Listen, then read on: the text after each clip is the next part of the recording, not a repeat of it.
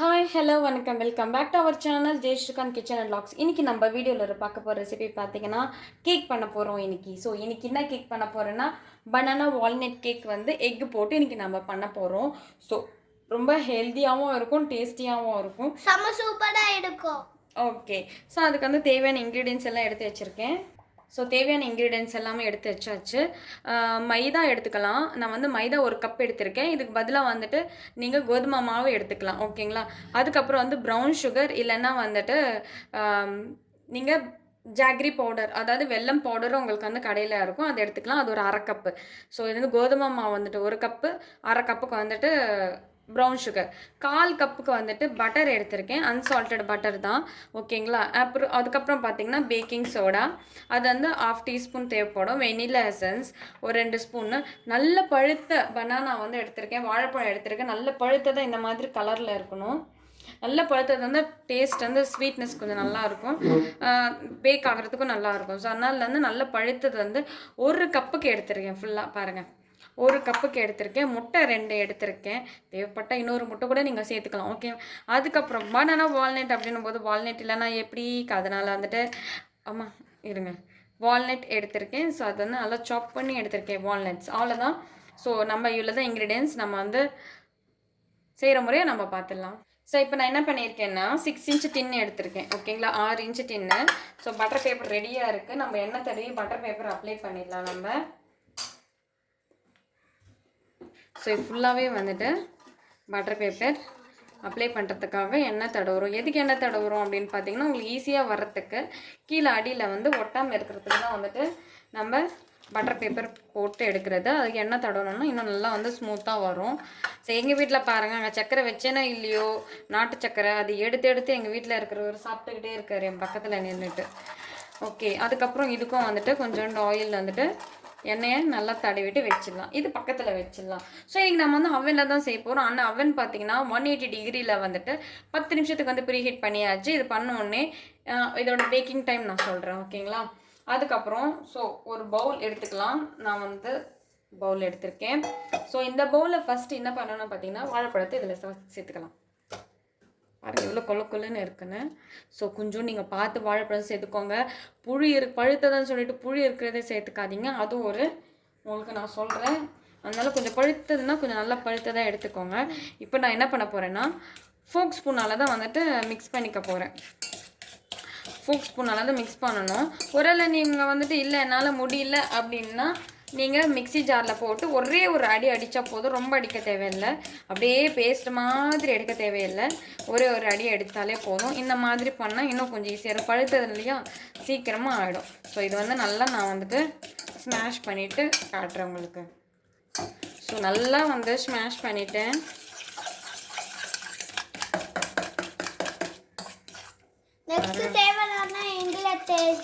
சேர்த்துக்கலாம், ஓகே. நம்ம குட்டி செஃப்னே சொல்கிறாரு, தேவையான இன்க்ரீடியன்ஸ் எல்லாம் நம்ம சேர்த்துக்கலாங்க. ஸோ இது வந்து பட்டர் நான் எடுத்திருக்கேன். இது சாஃப்டாக இருக்குது பாருங்கள், தெரியுதா எந்தளவுக்கு சாஃப்டாக இருக்குன்னு. இந்த மாதிரி சாஃப்டாக இருக்கணும்.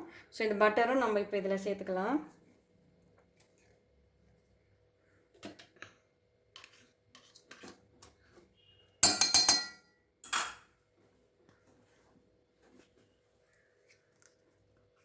ஸோ பட்டர் சேர்த்துட்டு இதெல்லாமே உள்ளே ஸ்மாஷ் ஆகிற மாதிரி நம்ம மிக்ஸ் பண்ணிக்க வேண்டியதுதான்.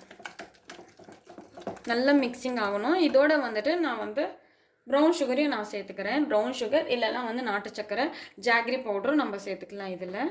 ஸோ இதில் சேர்த்துட்டு இது கரையிற வரைக்கும் நம்ம கொஞ்சோண்டு மிக்ஸ் பண்ணிக்கலாம் நம்ம.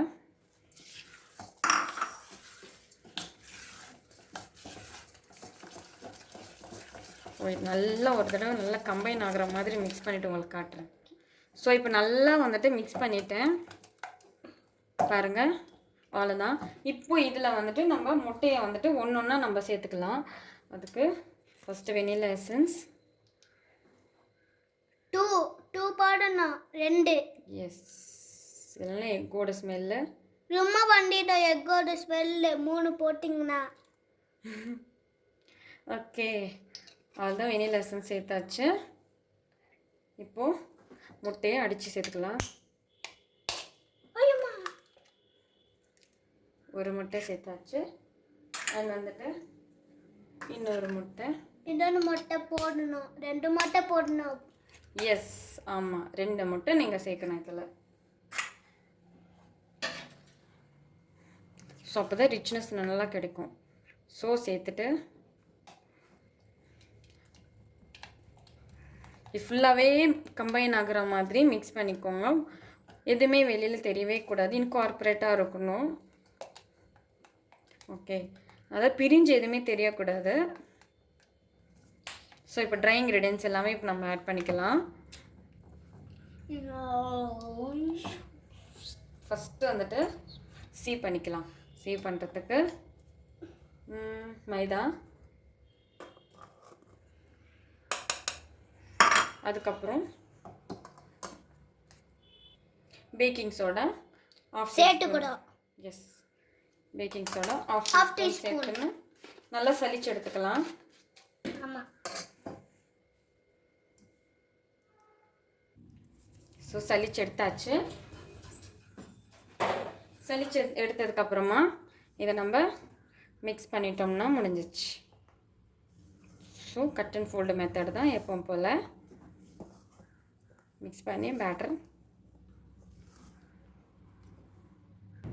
ஸோ இது நல்லா வந்துட்டு கட் அண்ட் ஃபோல்டில் மெத்தட்ல மிக்ஸ் பண்ணியாச்சு. மிக்ஸ் பண்ணிட்டோம். இப்போ டின்னுக்குள்ளே நம்ம சேர்த்துக்கலாம்.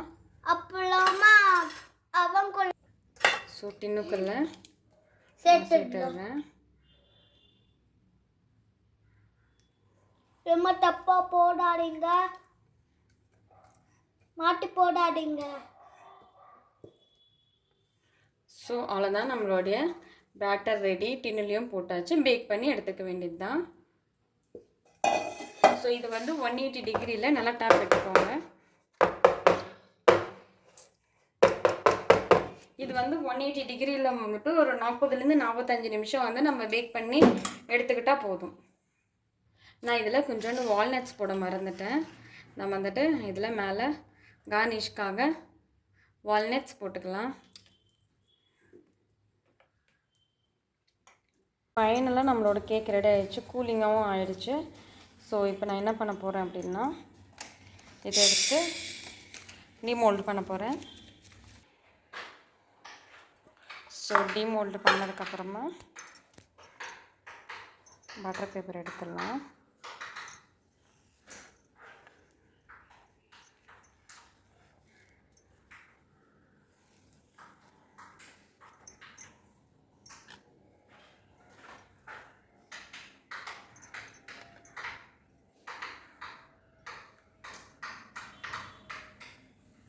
நம்மளோட பனானா வால்நட் கேக் ரெடி ஆகிடுச்சு.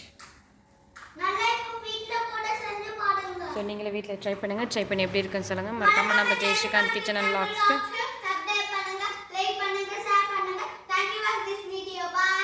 பாய்.